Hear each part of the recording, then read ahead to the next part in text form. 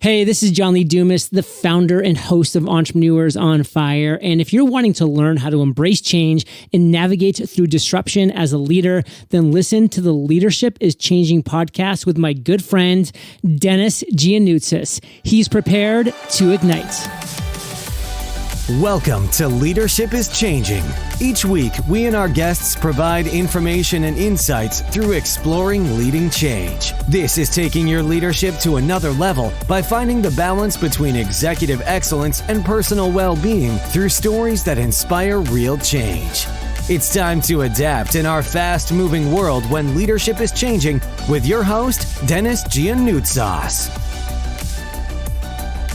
Hey, welcome to the show, Leadership is Changing. What we as leaders know to be true is that change is constant.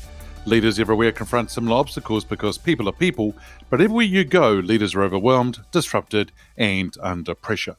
They run from email to email, meeting to meeting. Many leaders are not changing quick enough, which means they run the risk of becoming irrelevant and being left behind. The purpose of the show is taking our listeners' leadership to another level by finding their balance between executive excellence and personal well-being through stories that inspire real change. I believe we don't have enough effective leaders in the world today, and if we can get the leaders to step up and lead change, then they can inspire real change. Hey listeners, it's now time to adapt in our fast-moving world, and I want to welcome you to today's session, which is a mashup again of various guests that I have. And I'm just going to take you through that. But before I do that, just, as I said the other day, this has been going for 10 months, this podcast, which has just been very exciting. We've had tremendous support and people just wanting to be part of it, to know more, and learn more of each other, which is fantastic. So check out episode 00. So that's the very first one I did as an episode to hear my story and why I started the podcast. The next thing is, if you haven't already checked out the Facebook group, Leadership is Changing, or the LinkedIn page, Leadership is Changing, feel free to come along and join those different organizations, communities, if I can put it that way, forums whereby we talk about various topics. So there's both Facebook group and also LinkedIn page, and both of them are called Leadership is Changing. So we're going to bring you a mashup now. This is a mashup in the podcast terms is whereby we'll bring you snippets, if I can put it that way, of different episodes that I've done over the year. Of course, this is episode 138, and so we've got quite a lot of episodes that we've done in the last 10 months as well. So I've had some superb guests, and 4 of them we're going to hear from a little bit very soon. It's around the question of leadership is changing. That's the name of the show, or the title of the show. What does that mean to you? First, we'll hear from Jake Bezzant, who's an entrepreneur. He was on episode 3. And episode 4 was Dr. Vince Molinaro. He's an author and a fellow leadership geek. He and I are the leadership geeks. And Mike Handcock, he's a CEO and entrepreneur, and he was on episode 7. And episode 8, Dave Gambrill. Dave is a digital marketing coach, mentor. He helps people around digital marketing, and he's an entrepreneur and into leadership himself as well. So sit back and listen to these and take notes, because there's some fantastic insights that 4 of these guests are sharing with us in this mashup episode. The show's name is Leadership is Changing. When I say that sort of term to you, or that statement, what does that mean for you? Yeah, a few things. And again, I was very fortunate. Some of the people I learned from, had the philosophy you should try and fill a room up with smarter people than yourself. And, for some of us, like myself, it wasn't that hard. But, I think the important thing there, and it's absolutely true, and it's a philosophy I always had, is, you're not going to be an expert across every area. And as an entrepreneur, it's actually really hard to accept that you need to bring other people in, and people that complement you. And what I mean by that is where are you weak? Analyze that, understand that, and bring those people in. Gone are the days where big companies and successful companies can have one person making all the decisions. It's like a sporting team, different people for different positions, because they bring the most value in that position. I use a rugby analogy that there's no point in us putting a prop on the wing, right? Or vice versa. Yeah.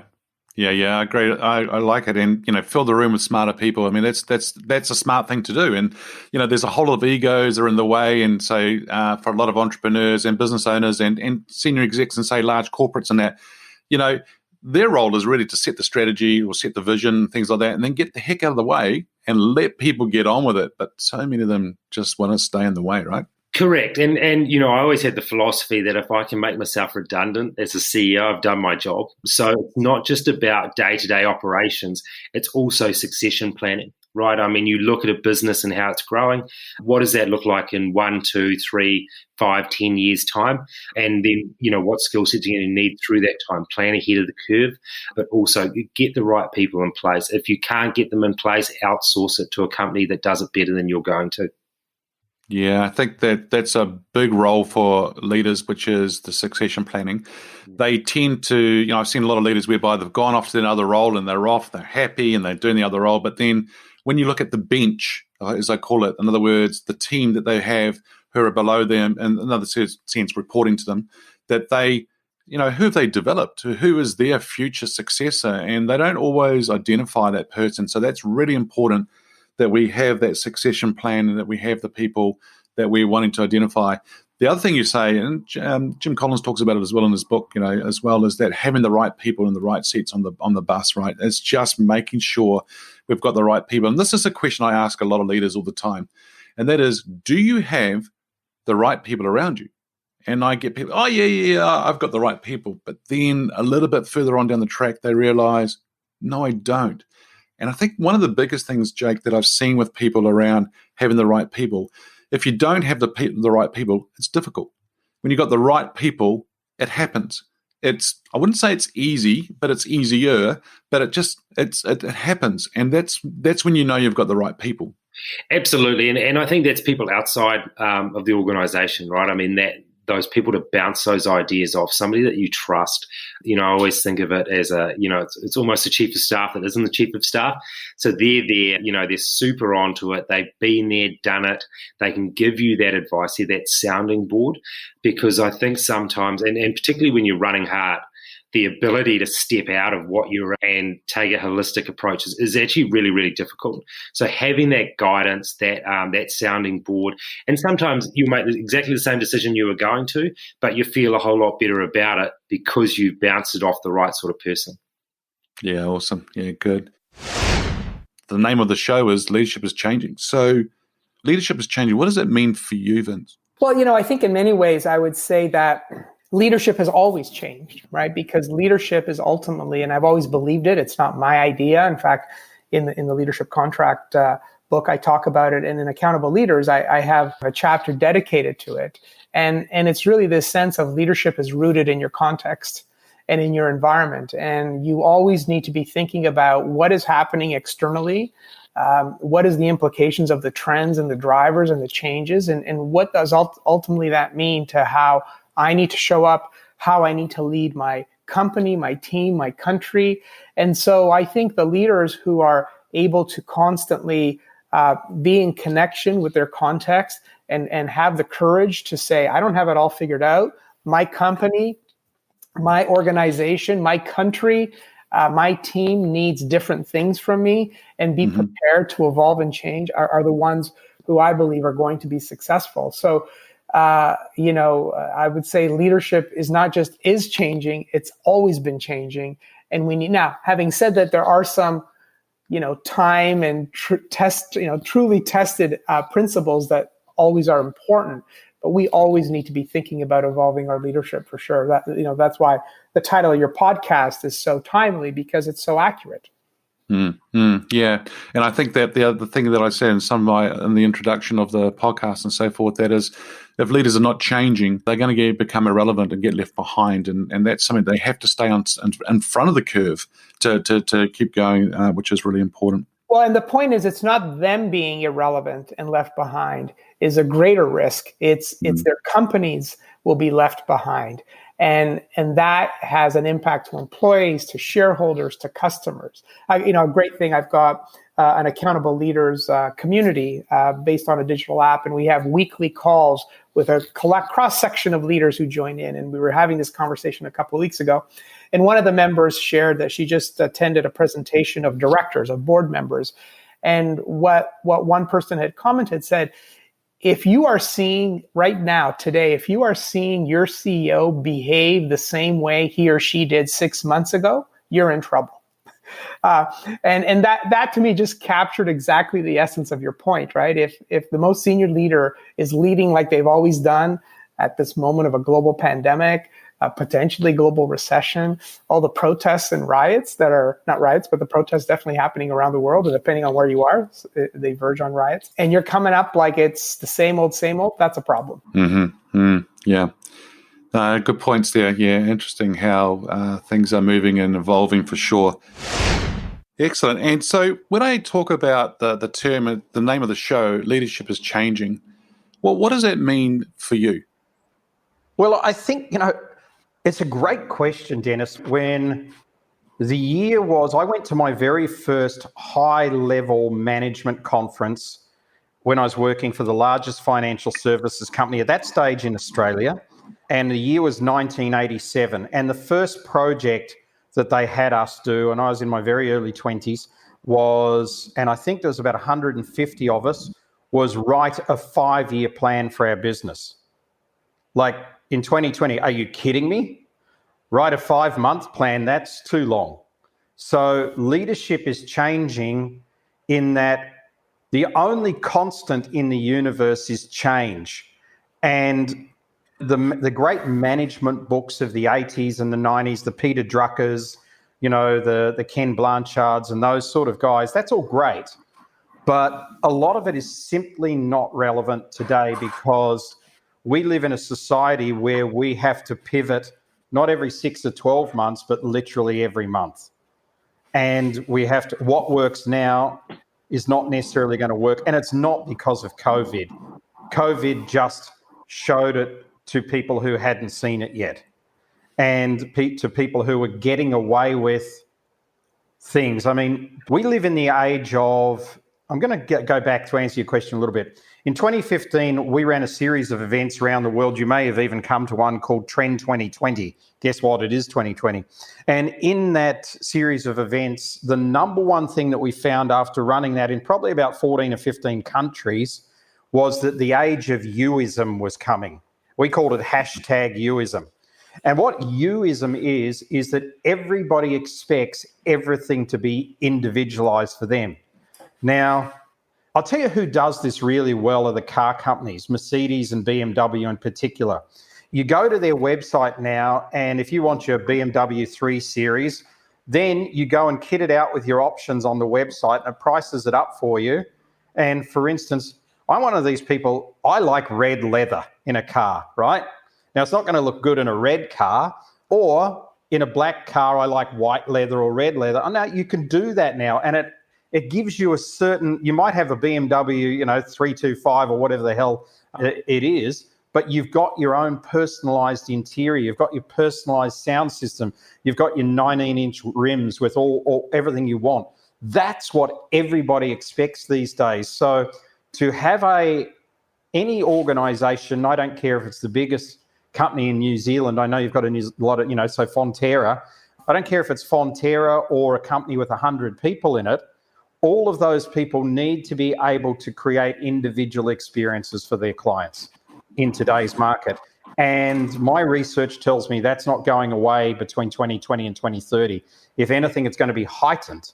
The other thing is that we expect now, when I was a corporate, I left corporate in 2002, Denis, and one of the reasons I left was I remember that our social responsibility manager that was only appointed a year before I left, basically the CEO said to him, you've got a budget of $1 million, just spend it and don't mess it up. We've just got to do this. That was the feeling, right? Now here we are 18, 20 years later. This is a real thing. We have to have real results from that spend. We have to give back to society. In South Africa, every corporate over a certain level has to basically put a percentage of money towards actually helping an entrepreneur, so a small business. So different countries have different rules, but corporate social responsibility is the other big thing that's changing. And I think if you're not doing it in your business and if you're not real about it, then your business is going to get pretty hard hit in the next few years. Yeah. So they do two things.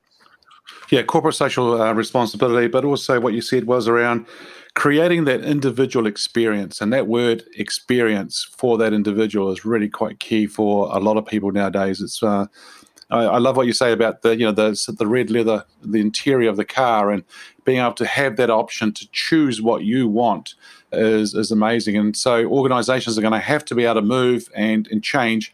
And as you said, it's changing so quickly that the universe, the thing in the universe right now, it's what is constant is change. And we're seeing a lot of that happening for sure. And it's interesting because as much as that happens, Denis, I don't know if you've bought a car recently, but we don't own a car at the moment. We're never in one place long enough. We think we might have to buy one. Hence, I've been looking at BMWs and Mercedes. But I cannot tell you how much cars, even though they have all this stuff now at the top end where you can customize it, how much every car looks the same.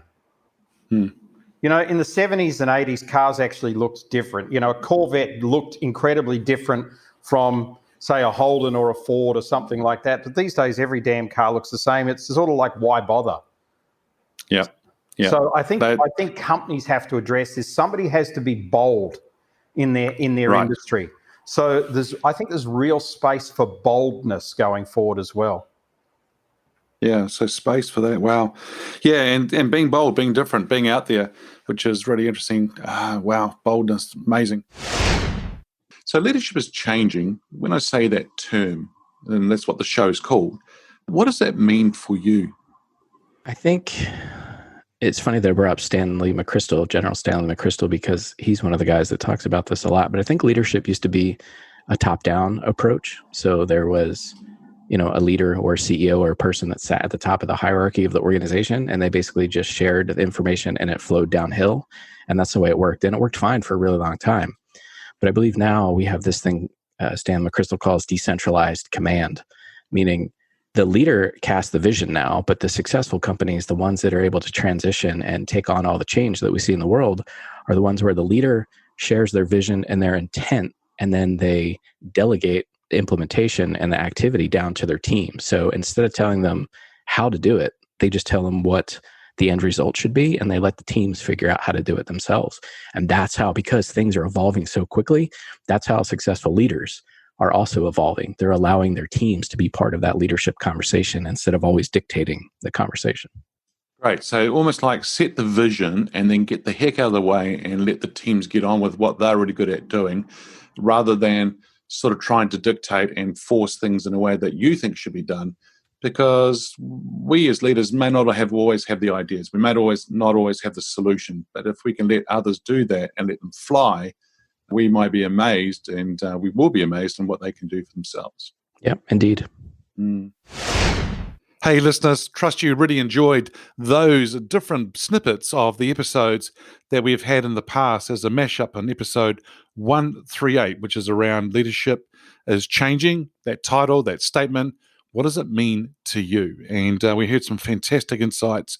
And hopefully you're going to take away those insights and just do one thing. We'll take one of them actually and do something with it, or maybe take 2 or 3 things away from it as insights for yourself and put it back into the workplace, into your team, into your own business, into yourself, and see where you can go with it for sure. Hey, if you haven't already checked out episode 00, go ahead and do that. It's a little bit of a story about why I started this podcast. And also, check out the Facebook group and also LinkedIn page, Leadership is Changing. Love to see you there. And so it's always good. What we as leaders know to be true is that change is constant, and change is incredibly scary, especially with the unknown and the unfamiliar territory. It's time to adapt in our fast-moving world when leadership is changing.